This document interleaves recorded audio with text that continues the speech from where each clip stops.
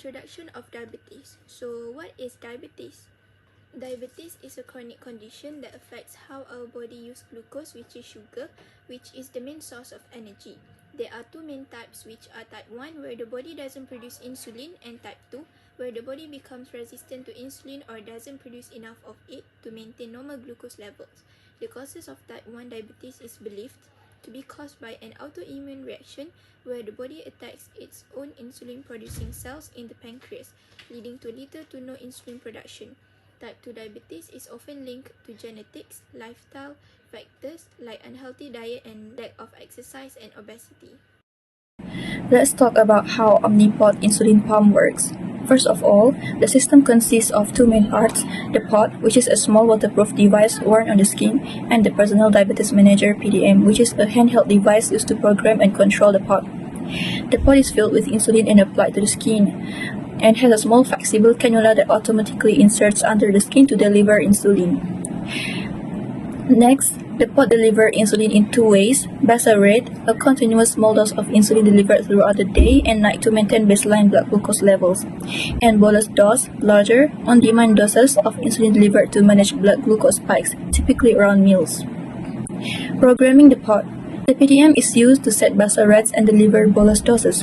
Users can input their blood glucose readings and carbohydrate intake, and the PDM will calculate recommend appropriate insulin doses based on preset personal settings.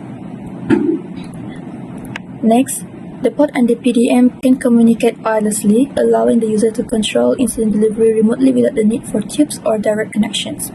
Lastly, the pod is designed to be worn for up to 72 hours, after which it needs to be replaced with a new one.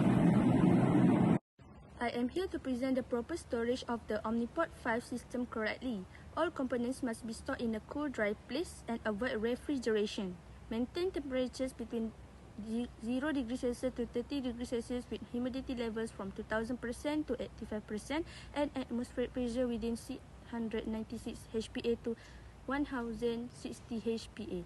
Following these guidelines, ensure the system remains effective.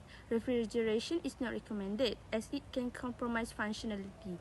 I hope we can prioritize proper storage to uphold the Omnipod 5 system's reliability and efficiency. Moving on to half-life of Omnipod on type 1 diabetes management. While there is currently no cure for this condition, proactive measures can greatly alleviate its impact. Omnipod is a beacon of hope for diabetes management. Research reveals that after just 3 months of integrating Omnipod into treatment regimens, patients experience significant improvement. This includes lower rates of hypoglycemia and hyperglycemia, increased time spent in the target blood sugar range, and promising trends in HB1AC levels. Omnipod's influence on these key metrics underscores its profound impacts on enhancing the quality of life for individuals grappling with type 1 diabetes. Moving on to the metabolism, as we can see that one of the key of outcomes was a significant reduction in episodes of hypoglycemia and hyperglycemia. This indicates that the system helps maintaining more stable blood sugar levels, reducing the risk associated with these extremes. So we can conclude that users also spend more time within their target blood sugar range. This is crucial for managing diabetes effectively, as it minimizes the long-term complication associated with fluctuation blood sugar levels. Another significant finding was an improvement in average blood sugar levels that are measured by hemoglobin A1C. This marker provides an overview of blood sugar control over the past 3 months, reflecting the effectiveness of the new system in managing diabetes. As we all know, insulin plays a vital role in converting excess glucose in the blood into glycogen, which is stored in the liver. This process helps regulate blood sugar levels and prevent hyperglycemia. It also increases the permeability of cell surfaces in muscle cells, liver cells, and adipose tissue to glucose. This facilitates better glucose uptake and utilization, contributing to overall blood sugar control. Thus, contribute in increasing the rate of conversion of glucose into fats that will be stored in adipose tissues, as well as the rate of respiration in these cells. Although Omnipod offers a lot of advantages, it also has a few adverse effects such as allergic reaction. Some users may experience allergic reaction to the adhesive used in the parts. Secondly, it can also cause hypoglycemia due to improper dosing, which can lead to symptoms such as sweating, shakiness, and fainting.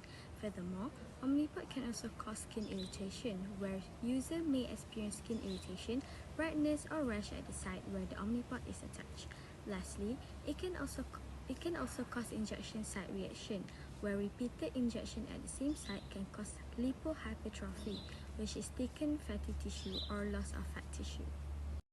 In conclusion, the Omnipod insulin pump system is generally considered safe and effective for managing diabetes. Its tubeless design and continuous insulin delivery provide convenience and flexibility for users.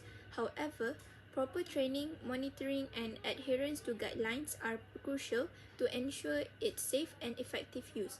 Preventing diabetes involves adopting a healthy lifestyle, including a balanced diet, regular exercise, limiting alcohol intake, quitting smoking, monitoring blood sugar levels, managing stress, and attending regular health checkups.